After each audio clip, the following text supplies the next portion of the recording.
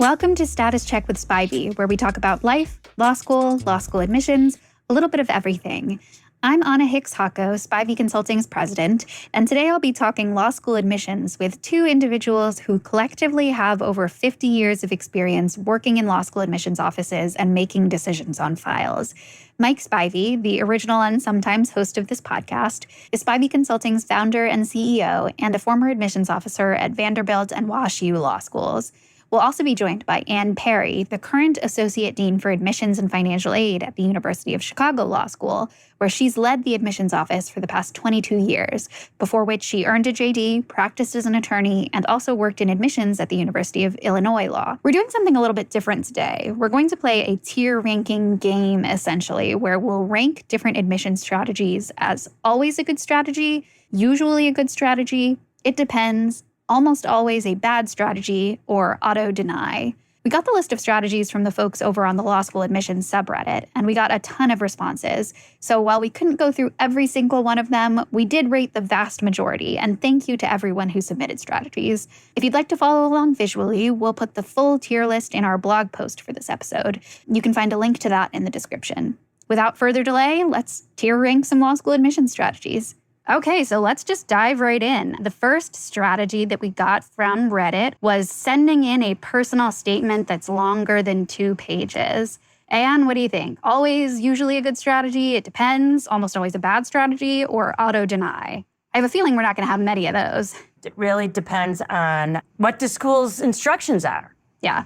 Mike, I'm seeing you nod. I mean, this is a layup. If the school says no more than 2 pages, it's always a bad idea to go over 2 pages. But some schools don't say that, and then it would be it depends. Depends on the content, depends on whether you are adding to your personal statement if you're going over those 2 pages. As with all things, read every school's instructions very carefully and follow their instructions.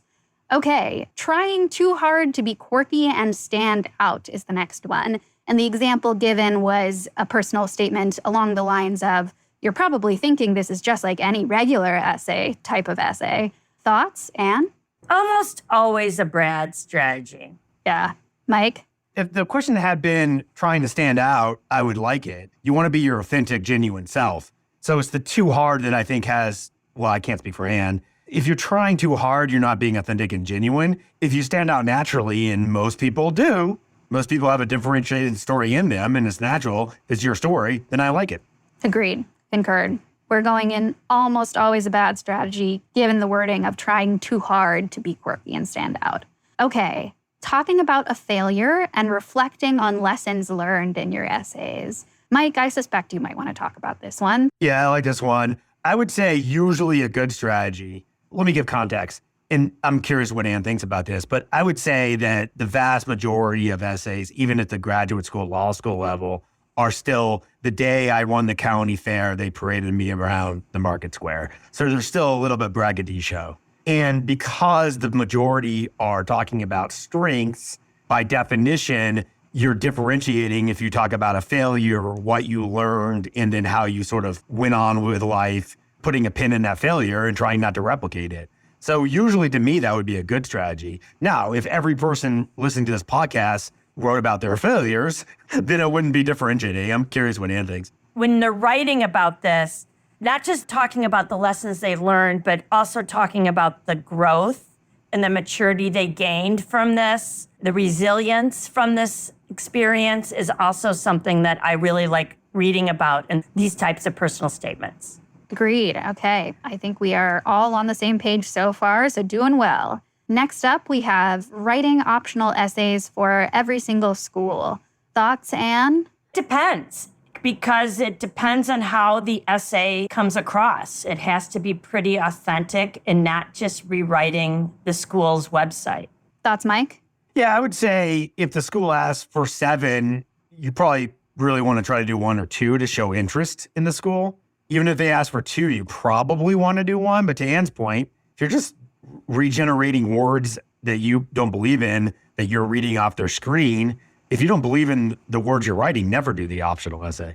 Yeah, I think in general, if it's worth it for you to apply to a school, it's worth it to do your best and to try to write the optional essays if they apply to you. But certainly if they just don't apply to you, if none of the topics are things that you can write about authentically, then don't write that essay.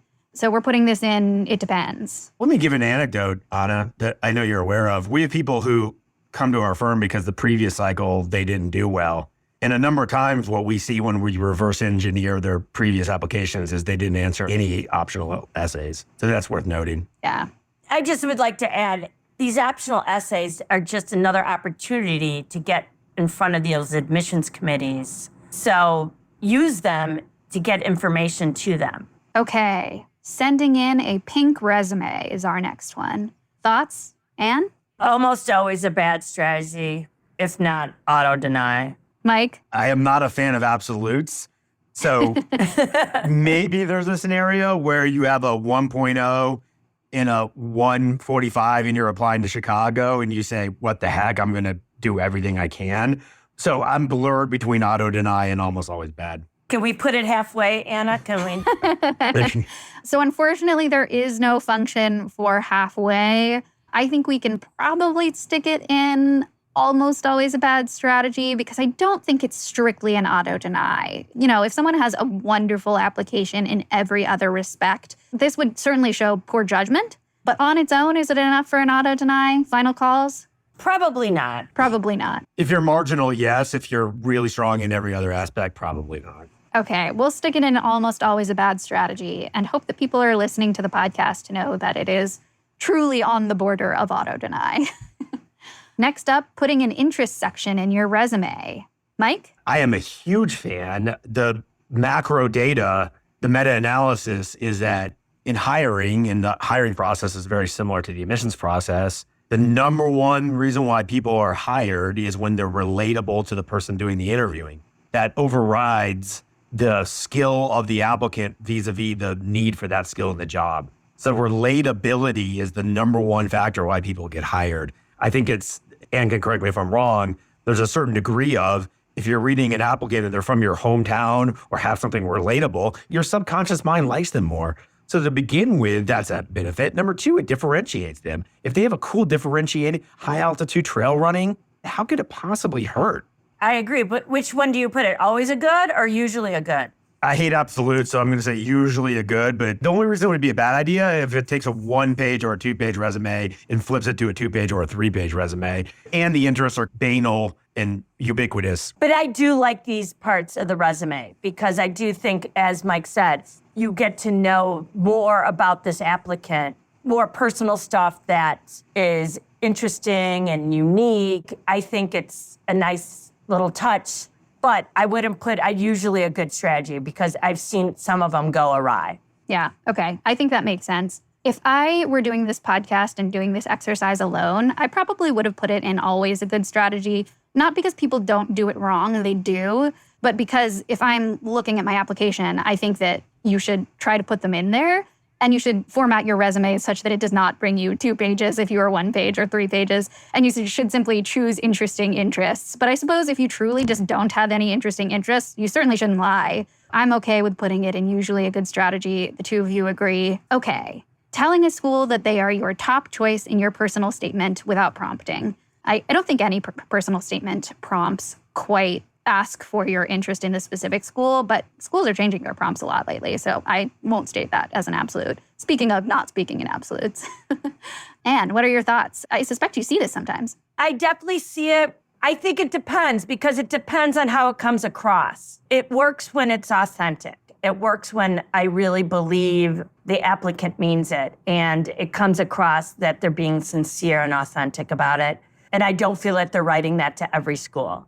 I think we've all probably seen sentences at the end that look like templates where it's like, oh, you just dropped in every school's name right here. Yeah, so I don't like it to be the last sentence in the personal statement. I like it to be worked in somewhere if it's going to be used, so. Organically, yeah. Because I'm not new to this. I do know people are applying to more than one law school. Mike, thoughts? I would just add that downstream, if you say you're my number one school and it turns out that's not true, it could hurt them in the merit scholarship aid. If the school's like, oh my God, they told us we're their number one, and now they're trying to negotiate scholarships by leveraging other schools, it's going to hurt you there. So if it's genuine, say it. If it's not 100% true, I wouldn't say it. So it depends. Okay, writing a YX essay when the school doesn't ask for it. Thoughts? This is so school specific. Because it depends so much, what I would say is if you want a heuristic, if the school doesn't ask for it, save it for a letter of continued interest. On the flip side, we do know of some schools that don't ask for it that like it. Anne, what are your thoughts? I agree completely with Mike. It depends. I think if you really feel the admissions committee needs to know it now, then add it. We have optional essays that as addendums you can include it. I think they're also helpful in letters of continuing interest if you're on the wait list. So it really depends, but they can be helpful. All right, sticking that in, it depends. Mike, I like your heuristic. Typically, if they don't ask for it, better for a letter of continued interest. But there might be a situation where you have really differentiated reasons for wanting to go to this particular school, and it does make sense to communicate that. Okay, so submitting a resume over one page without post-grad work experience. And I'm curious your thoughts on this one. I like it. I would say it depends to almost usually a good strategy, but I don't want to encourage people to make stuff up. The resume is something that really helps guide the admissions committee on what you've been doing and gives a good outline to all the applicants' experience, academic experience, extracurricular experiences, summer experiences. And I encourage anyone to put in the experiences you've had during your summers. I worked at Lou Malnati's Pizza for 8 years, every summer during college. I had other experiences, but I made sure to put that in because the customer service is important. And I don't want students to feel like they don't put in their summer jobs as lifeguarding at a pool, day camp, because it's not working at a law firm or doing something legal. Your resume goes over 2 pages because you include all that. That is A-okay with me. But don't make it go over 2 pages by having an inch of white space between each activity. Don't force it just to get to 2 pages, certainly. But if you have the content for 2 pages, it sounds like absolutely. Mike, thoughts? I mean, there's a lot of myths out there. This falls in the myth category. If you're in your 20s and your parents say you need a one-page resume, yeah, in the 1960s, you needed a one-page resume. Society has changed a lot. We're just in a different world where people are doing a lot more things. There's a lot more opportunities to do a lot more things. How do we say it? When we're working with people, give us the kitchen sink. We need to know what you've done. And then we'll edit out if it's just superfluous or ridiculous.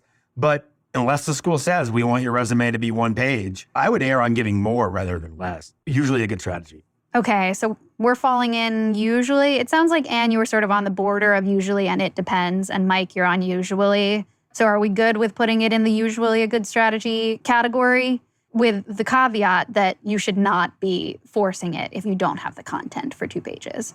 Yeah. Yeah, I don't know how you differentiate the caveat, though. People are listening to our podcast to hear all of our context. I will say anecdotally, Mike and I worked with someone this past cycle who had a full 2 pages when she was applying straight out of undergrad. And that was because she worked full time. She had leadership experiences in 5 different organizations. She had summer internships every single summer. She did so much that we would have had to cut substantive items to get her to 1 page. And that wasn't what made sense. And she got into tons of wonderful schools. She's going to Harvard next fall. Getting a PhD. Thoughts, Anne? It depends. I think a PhD is a time commitment, a financial commitment. I think if you're getting a PhD and then going to law school or getting a PhD while you're applying to law school, there needs to be some reasons for that. At Chicago, we actually have questions in our application directed towards people with a PhD or applying to PhD programs to kind of suss that out. We have additional essays just because it's such a niche group of people that we want to get more specific information. Mike, thoughts? Yeah, I'm sort of on the bubble of it depends and a bad idea. If we're looking at this through the lens of I'm doing this for law school admissions, don't go get a PhD thinking it's going to dramatically increase your admissions chances. It differentiates, but that's a good chunk of your life you're wasting just to differentiate at the smaller remove. Spend more time studying for the LSAT. Keeping in mind, PhD programs are not about teaching, they're about research. So if you have an incredibly passionate area of research and you want that to intersect with a JD, yeah, that makes sense. But that's a really small population sample. It depends. Yeah, this is an interesting one because I think it would be a different equation if we changed the word getting to having. If someone already has a PhD, is that going to be a positive in your law school application? Yeah, probably. But if you're thinking, should I get a PhD as a law school admissions strategy? That probably doesn't make sense in a vacuum. As Mike was saying, as Anne was saying, if there are other reasons, then certainly. But getting a PhD as a law school admissions strategy, I think we're good with putting in it depends. And I'm seeing you make some pondering faces. Would you disagree with my notion that it's probably a positive in your favor if you just have a PhD already? It is a positive, but I want to know why you're now coming to law school with that PhD, what your goals are. What are you going to do with that law degree? Is it legal academia? Are you going to go to practice? What are you bringing? So that's why we added these extra questions to get a better sense on the JD PhD people. And the thing I was going to add, and I'm curious if Anne agrees, there are people who are professional students who get 6, 7 degrees, and that really doesn't really bode well for you as an applicant if you're just getting degree after degree. I think there's value to these degrees, like these master's programs that we're seeing coming through, just because it's always good to learn, right? Learning is good, but I want to hear the story. I wanted the application tells a story, and how is that adding to the law degree? I don't like to see people going to get these master's programs or getting the PhD just because they think it's going to make their law school application better. You need to have an explanation. You need to have a coherent application that explains to admissions officers why you're doing what you're doing. Okay, so that one landed in it depends. Moving on to our next strategy, advancing to more reputable industry roles in your career. Thoughts, Anne? I might even go to the absolute always a good strategy because it's showing growth. It's showing progression. It's showing you're doing well. You're growing in your role and you're going to be successful. And that is showing, I think, will bode well for your future as a lawyer. So I think I'm going to go always a good strategy. I like it. This would be our first always a good strategy, but I don't know. Mike, your thoughts? I mean, again, I hate absolutes. And let me just bring this up. Almost every day I speak with lawyers, and every week I speak with doctors. Those are the two groups of people I speak with the most. They hardly ever use absolutes. Lawyers hardly ever use absolutes. What I would say is, of course, getting promoted, advancing is positive, of course.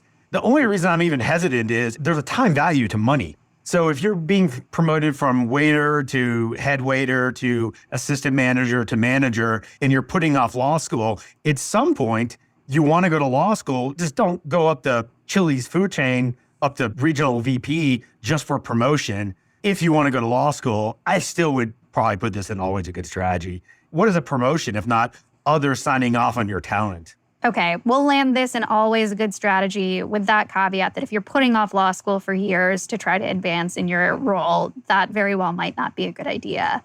The other thing that I will quickly flag is that if advancing to more reputable industry roles in your career would make it such that you will not be able to study for the LSAT at all, and you think you're just going to have to go take it cold, some sort of extreme situation that I don't think applies to the vast majority of people, then maybe you should think about that. But I agree. In terms of just in a vacuum, getting promoted, doing better in your job, absolutely. That's going to be positive. That's going to be in your corner. Okay, going to law fairs and LSAC forums to meet admissions teams. Anne? I think this is usually a good strategy because you're just gathering more information. I don't think this is going to get you into that law school just because you showed up. I think it's helpful for you personally as an applicant just to be gathering information, but don't think it's going to save you time down the road on your application. And I don't think you should guarantee that the admissions officer that you're speaking to is actually going to be making the decisions or is going to remember you down the road, because we meet hundreds and thousands of people throughout an admissions cycle. I just think as an applicant, it personally just helps you along. I want to remind students that there's still a lot of virtual stuff going on that you might not even have to go to a fair or a forum. You can still go online. Check out our website coming up in August when we have it all updated. We have virtual stuff going on all the time. That's a great point for sure. If you're not able to get to a law fair or an LSAC forum in person, there are probably options online for a lot of the schools that you're interested in applying to. Mike, thoughts on this one? Yeah, I'll be pretty frank and candid. It's usually a good strategy unless you're a obnoxious person. The problem being, if you're an obnoxious person, you're the least likely to recognize that you're an obnoxious person. I've had obnoxious people, and Anne has too, meet me at forums, and I flag them as negative. Now, that's rare, but I remember the person who came up to me who said, Harvard, Stanford, Chicago, maybe Vanderbilt as a safety. So what did I do? I flagged that person, and we didn't admit them. Their judgment was horrible. But usually, I'm a huge fan of gathering information, and in the rare cases, you make such a good connection. The dean of admission says, hey, here's my email address. Stay in touch. That happens. So it's usually a good idea. All right, we're on the same page for that one. Next up, visiting a school before being admitted. This is somewhat similar, but there is a different angle to it, a different nuance. Mike, what are your thoughts on this one? Try to introspect. If you have the resources, I think it's a wonderful thing to do. And you get a good feel for fit, which U.S. News and World Report has no metric for, and fit's very important. You're going to blast into the admissions office without calling them, without emailing them, and storm in there like a stormtrooper, announcing how great you are to the world, then it wouldn't be a good idea. So I would say usually a good strategy. And thoughts? I agree with Mike. Usually a good strategy if you can afford it. It's not necessary. I think it comes down to costs. It gets expensive visiting schools. I think you should save that money for the schools you're admitted to. I think visits, and maybe you both can correct me if I'm wrong, is much more of an undergrad thing prior to admission. I just see it going on our campus. Tons of undergrads come and visit campus. But it's also looking at the school's websites to see what they do for prospective students. We do have visit days for prospective students, but it's not a necessity by any means. Okay, I think we might have our very first auto deny with this one. Slipping an admissions officer a $20 bill and winking. Thoughts, Mike? Auto deny. Auto deny. I think that's an easy one. Next up, getting a letter of recommendation from a practicing lawyer. Anne, what are your thoughts on this one? It depends, I'm going to say, because it depends if this practicing lawyer truly knows you and can write a good letter of recommendation about you and about you as your potential as a lawyer and about your potential as a law student. Yeah. Mike? I have nothing more to add. It depends. You always want to ask people who know you versus how mighty do their titles sound. Don't go out and find your neighbor or your uncle's friend who's a lawyer and have one conversation with them and then ask them to write a letter of recommendation just because they're a lawyer. But certainly if you work closely with a lawyer, they know you well, they think highly of your aptitude for the practice of law, good idea. Landing that one in, it depends. Next up, we have one that I think, Mike, you'll certainly want to speak to, using a full-service consultant. What are your thoughts on this one?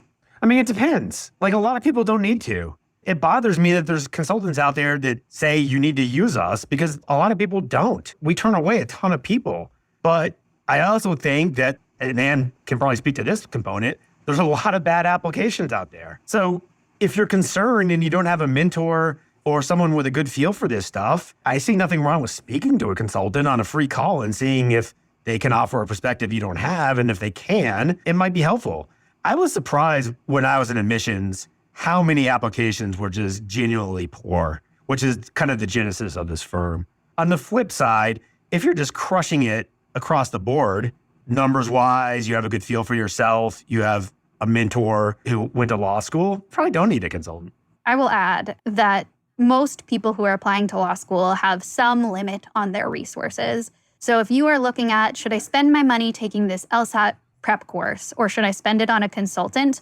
We're going to tell you pretty much 10 out of 10 times that if it's that choice for you and it's binary, spend your money on LSAT prep. That's going to be more bang for your buck generally. There are lots of poor applications, and having a consultant will prevent you from hitting those landmines and from submitting just a poor application. But you can also prevent that by doing your research online, listening to podcasts like this one, reading books about it, looking at articles, talking to admissions officers, talking to admissions deans if you have meetings. There are other ways that you can get the information. It might not be as tailored to your specific situation, but plenty of people are able to put together a stellar application without a consultant. So I would agree with Mike, it depends. Anne, anything to add on this one? I completely agree, it depends. No, let me add two more things. One is if you have a high level of anxiety, keeping in mind how much we dedicate training to helping in these areas, it might be helpful. And two is just given the trend towards more and more interviewing,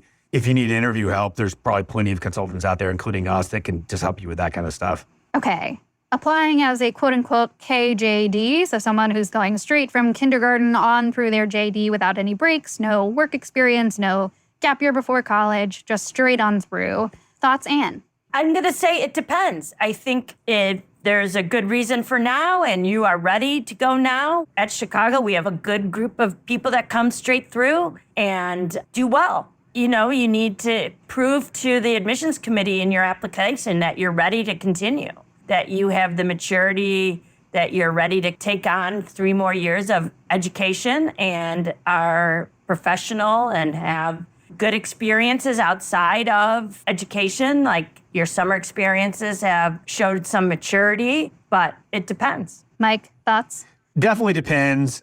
I think people should do what they're gung-ho about doing. If you're gung-ho about going to law school, there are plenty of people who are KJD. I think the one thing that people never talk about, you cannot predict the next cycle. The next cycle might be twice as competitive as the current cycle. Yeah, we have data that shows that getting work experience gives you a little bit of a bump. We have proprietary data, I believe, right, Anna? Yep. On the flip side, that bump might not offset the fact that the following cycle, there might be a huge shift in the bell curve to LSAT scores being +2, +3, like during LSAT Flex, which is why I think you just should follow what your heart wants to do.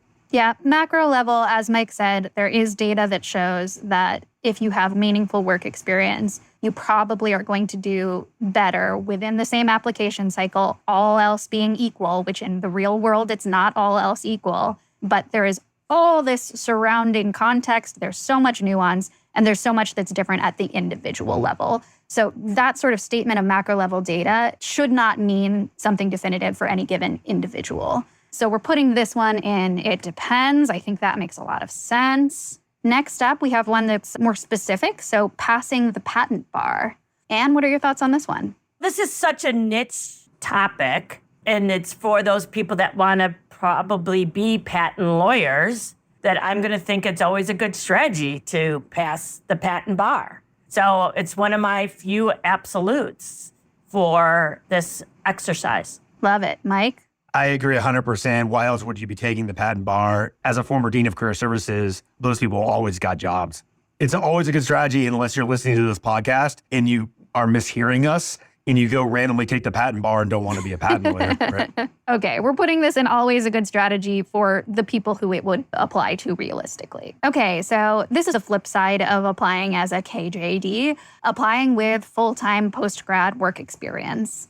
Thoughts, Mike? If you already have it, always a good idea. I mean, unless you got fired or worse, got fired for theft or fraud. If you don't have it, we're back to that, what we already talked about as far as KJD. Yeah.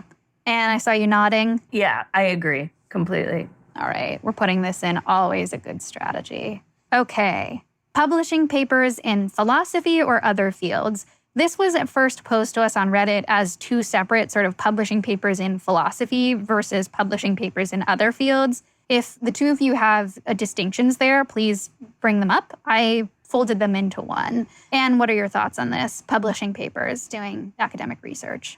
I think it's usually a good strategy, but I'm cautious a little because I don't want people to be doing things just because they think it's going to make their law school application successful. Do it because they have the love of the academic research, because it takes a lot to get a paper published. That's why I hedge it to the usually a good strategy. Yeah, okay, that makes sense to me. 100% what Ann said. Perfect. Usually a good strategy. Next up, we have reaching out to your undergraduates alumni who are currently attending or recently graduated from the law school that you're applying to. Thoughts on this one, Anne? I think it's always a good strategy to gather as much information as you can about the schools you're interested in, and reaching out to your undergrad alumni is a great option to do that. And usually your undergrad pre-law advisor might have that information for you. So there's ways to get that information, and they're usually very helpful to talk to people. So yeah, I would agree. It's not going to hurt you unless if you're such a nightmare person that they feel the need to report you to the admissions office. I can't imagine. Yeah. Mike? As long as you don't do it abrasively, it's a good idea. I would keep in mind that there was a period of my life, it's toned down a lot, where I was getting 350 emails a day. People are abusive with email. If the person doesn't respond, it's not about you. It just means they're busy. Exactly. Don't keep emailing them. You might not get a response. It might be the case that nothing comes of it, but it's probably not going to hurt you. Yeah. Very good point. Okay, next up we have writing a YX essay when the school's rank is the only thing that draws you to them. Anne, what are your thoughts on this one? It depends on how this essay comes across. If it's truly coming down to ranking and that's how it reads, then it's not going to really work well for, I think, admissions committees. But anything you're writing in your application needs to be authentic. And I wouldn't focus on rankings at all. Yeah, probably not a good idea to even mention it. One thing that I will add is that if you're applying to a school, and especially if they ask for a YX essay, doing the research to write an essay that doesn't just say, I'm interested in you because of your ranking, which is a terrible idea. For the most part, if you're applying to this school, you will come across things that draw you to that school, that make you interested in that school, that align with your interests, align with your goals. So I think even if you were just applying to a school because they were within a certain range of rankings that you decided you wanted to apply to, doing the research for that YX essay, you might find out that it's not just the ranking that draws you to that school. Exactly. Mike, thoughts? I would say for the vast majority of schools, it's actually a bad idea. Anne's in a different hemisphere. I mean, I was at 2 top 20 schools, but even then, we didn't particularly like it if they talked about rankings because there were still 15 schools, 16 schools ranked above us. So I would say for the vast majority of schools, it's probably a bad idea. I'm in the almost always a bad idea category. Okay, we can stick it there since this is going to be published on our website, but people should listen to the podcast and know that there's some extra context around that.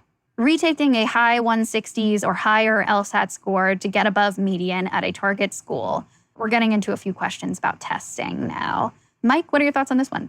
I took a quick look at the questions. I didn't see everyone, but I know another one's coming that I don't like. This one I do like. Look, schools see all your LSAT score, but they're not pulling out a calculator and averaging them. I hate this idea that, no, applying September with a lower score because schools love a September application. Schools love highly qualified candidates a lot more than they love September 1st applications. So I'm in usually a good strategy if you're below the median LSAT and you want to get up to or above the median. Usually a good idea.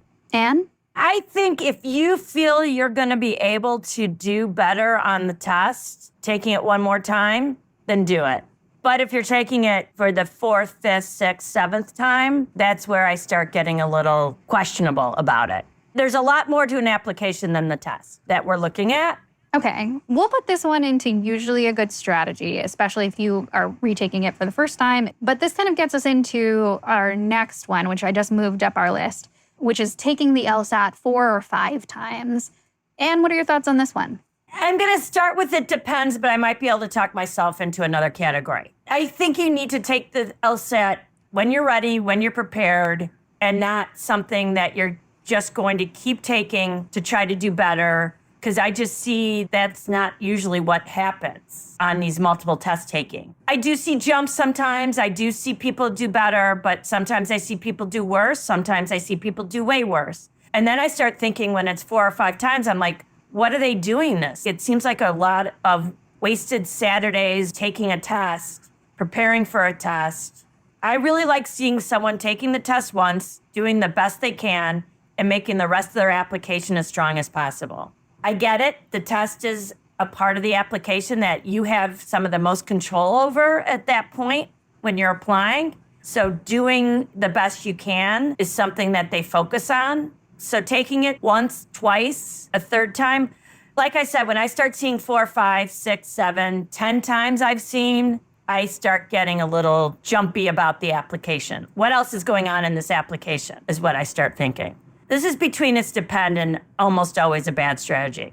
Mike, what are your thoughts on this one? I'm on that bubble too. I think 3 is pretty okay. You start getting up to 4 and it's almost always a bad strategy, and you get above 4. I'll give you one example when it was a good strategy, and you'll probably remember this, Anna, but Karen and I were doing this. We had a client in Asia whose wife lived in New York City, and he really wanted to be in New York City at NYU or Columbia, so he took it 7 times, and on the 7th time did very well and got admitted to both NYU and Columbia. I mean, he had a really good reason to take it 7 times. Yeah. And I should also give this caveat. If someone's taken it 5 or 6 times over like a 5-year period, maybe that justifies it a few more times than 2 or 3.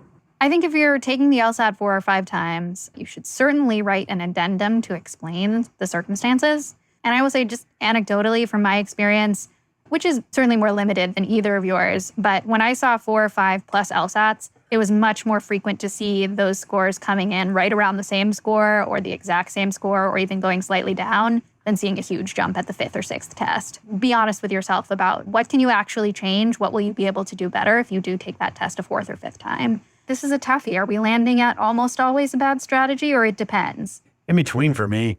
I'm really in between, but I know we can't land it there. I think it depends is broad enough, especially with the context of this podcast. I'd almost go bad strategy, but I'll go it depends. I've convinced. Okay, more on the LSAT. Retaking a 175 LSAT.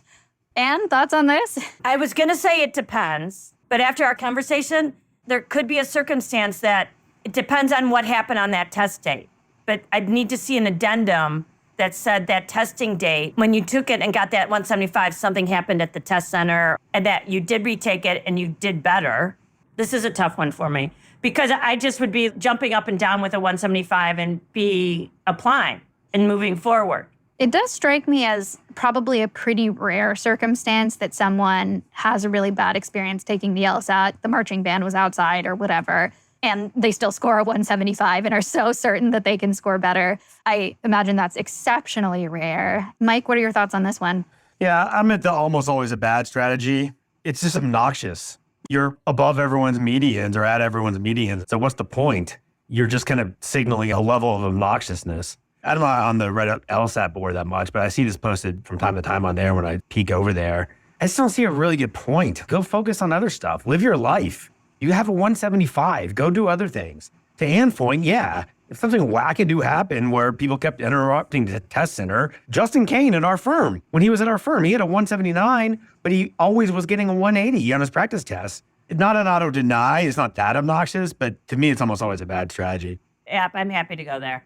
All right, we're putting it in almost always a bad strategy. This is an interesting one that I don't think I've really ever seen anyone talking about it. One of the strategies that was submitted is taking multiple tests, LSAT, GMAT, and GRE, to offset a low GPA. This is an interesting one. And thoughts on this? You have to remember, not all schools take multiple tests. There's still schools out there that just take the LSAT. So there's so much that goes into the holistic review process and the application that I don't think different test scores are going to offset a low GPA. It depends are almost always a bad strategy. I don't want you to just sit for the GRE because you think it's going to offset something. One thing that I will flag is that in terms of data and reporting, the reporting that the law school is doing to the ABA, if you have an LSAT score, that is the score that is going to be reported, even if you also have a GMAT, even if you also have a GRE. That's just one thing I wanted to flag. Mike, what are your thoughts on this one? Yeah, having done this for 25 years, I've literally never had someone ask me that question before, and so it's really rare.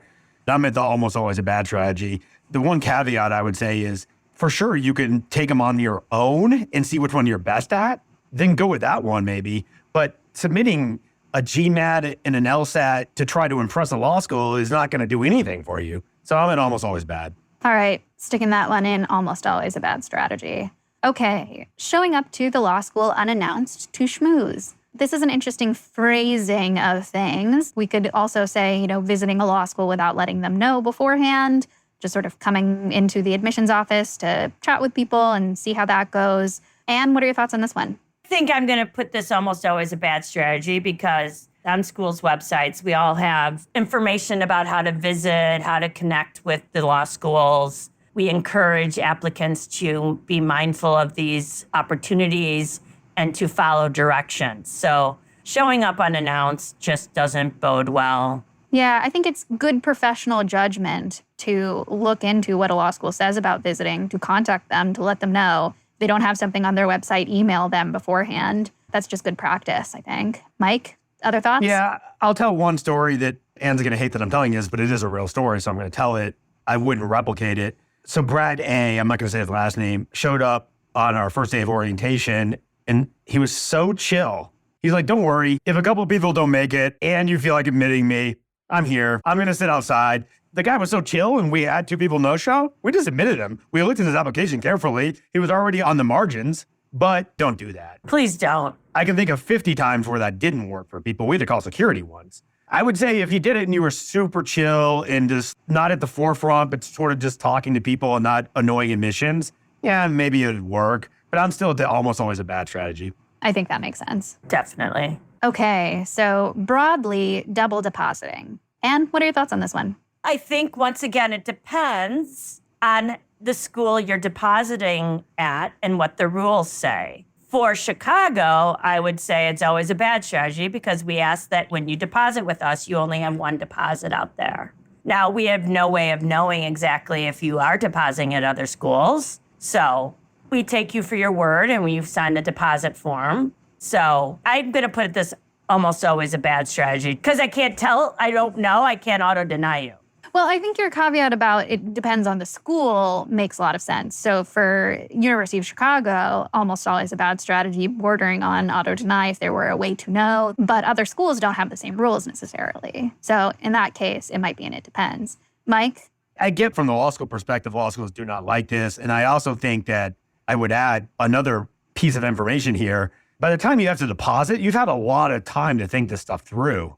Sometimes, right. If you've been admitted to 4 schools and you've been waiting on those schools for months, you really should have figured out by then where you're going to go. On the flip side, I'm a huge fan of free will. If the school doesn't say you can only deposit at us and you can't make up your mind, you do have free will. If you have the money to double deposit and it's not violating their policy, then I don't see anything wrong with it. we're putting double depositing in. It depends. Okay, so our next question is blanketing the T14. So applying to every single law school that is considered a top 14 law school. Mike, what are your thoughts on this one? Yeah, well, I mean, what the heck? This old dude who never went to law school, who probably can't name a single 1L law school course, is telling you what the top 14 are. So then you're arbitrarily applying to the top 14? That makes no sense to me. In any given year, that might include Georgetown or UCLA, and it might not. I would say look at the top whatever and find the ones that fit where you want to be, what you want to do. This idea of blanketing T14 is, to me, I mean, it's not an auto-deny because we don't know you're doing it, but it's almost always a bad strategy. I agree. I think you need to be applying to schools that you want to go to. If you get admitted and you've done research on, because A, applications are expensive, applications take time to do, and we want to admit people we think want to be at our law schools. And so you're just wasting time and money and resources blanketing schools you might not have any interest in going to, moving to that city or part of the country. So be thoughtful and mindful when you're making your applications, I think. Rely on yourself when you're making these important decisions, on your research. Yeah, I think that's really good advice. And I think this strategy is what lands you in the situation of considering whether you should write a YX essay for a school where the only thing that appeals to you is the ranking, is by blanketing certain rankings. We're sticking this in almost always a bad strategy. The vast majority of people are not going to legitimately want to attend every single school in that range. They're in vastly different locations, everything from huge cities to very rural areas. There's so much different about these schools. Do your research. Okay, next up we have blanketing the top 14 when you are way under both medians. I am going to strongly guess that this is going to land in the same almost always a bad strategy. It's not quite an auto-deny, especially since schools don't know that you've blanketed the top 14. But my guess is it's almost always a bad strategy. If it's a bad strategy without being way under both medians, I don't know how this would make it better. I put it in always a bad strategy. It's not even worth talking about.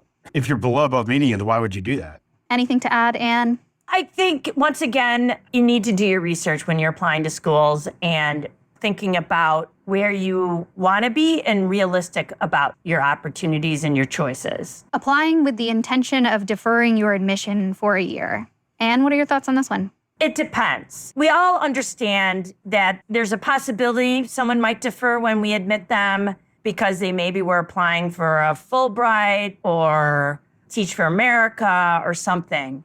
But I don't ever think it's good to go into an application cycle knowing if you get admitted, you're automatically going to defer. Because your application is going to be stronger after that year or two of deferring with whatever you're planning on doing, that you're going to be able to write a stronger application. So just wait and apply.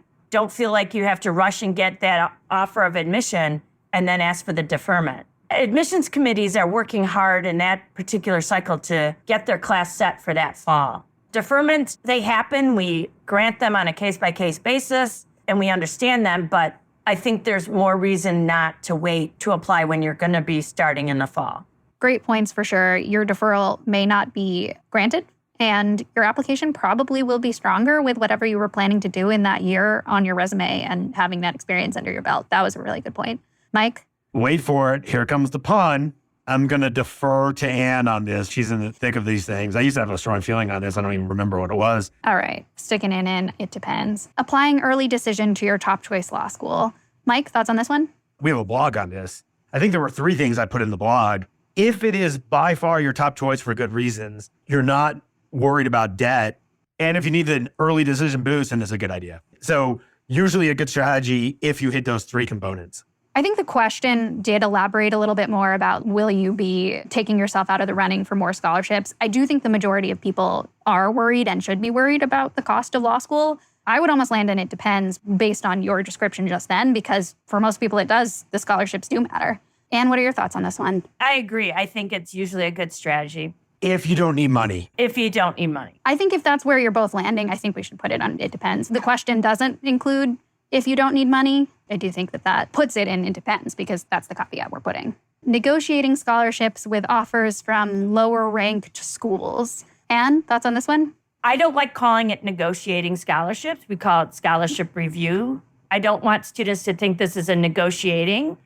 I think it's usually a good strategy to provide the scholarship committee as much information as possible. As part of our review process, the way we do things, we would want to see that information. So I'm going to put this usually a good strategy. Just don't approach it as a negotiation, especially not a hard and fall negotiation. Right. Mike? Nothing to add. Usually good. Don't play Joe or Jane business person in the process. Yeah. Yep. Making a school choice, so deciding on where you're actually going to attend based on a Reddit poll. Mike? You're asking a bunch of strangers who don't know you to tell you where to go. Obviously, it's not an auto-deny, but it's almost always a bad strategy. Anne? Completely agree. Definitely, and almost always a bad strategy. Okay, sending an additional letter of recommendation while on the wait list. Anne, what are your thoughts on this one? It depends on the timing of that additional letter. It depends on what it says. It depends on instructions from said school that you're on the wait list. So there's a lot of caveats to this. So I'm going to put it depends. Mike? I like staying in touch at a measured pace, but I would agree with Anne. You got to assess why you're sending in that extra letter of recommendation. So it depends, but I do like showing the school justifiable attention from time to time if you're on the wait list. In a lot of cases, it might be a good idea, but it does depend on a number of factors. Writing a letter of continued interest before you receive a decision. Anne, what are your thoughts on this one? It depends on the context. I don't even know if it would make it to the file in time to get reviewed before a decision. You know, once our files get into the review process, we take them for what they're worth right there. We don't add things. So I think it would just depend on what it's saying. Mike? I remember answering this on Reddit, and the person hadn't heard and applied in September, and it was like March. You might want to just do it if you haven't heard anything from the school. That was the one case where I thought it might be a good idea, but I'm in the it depends category as well. Yeah, we interviewed Natalie Blazer, who's UVA Law's admissions dean, and she mentioned specifically that if you haven't heard from a law school after 3 months, specifically UVA Law, that sending a quick note saying, hey, I'm still super interested, you're still my top choice school, can be a positive, can lead to an admit. That's a very specific situation. That also, I don't think that she was looking for a full letter of continued interest, like a 1-page essay. Just wanted to add that context. Okay, next up, we have getting more professional letters of recommendation than academic, despite having graduated in the last few years. Anne? You definitely still need some academic. So it depends. You want to make sure these letters of recommendation are telling your story and that you're following the school's instructions, right? I think making sure there's a balance. So it depends on what they're saying and the story that they're telling about you, if that makes sense. Mike?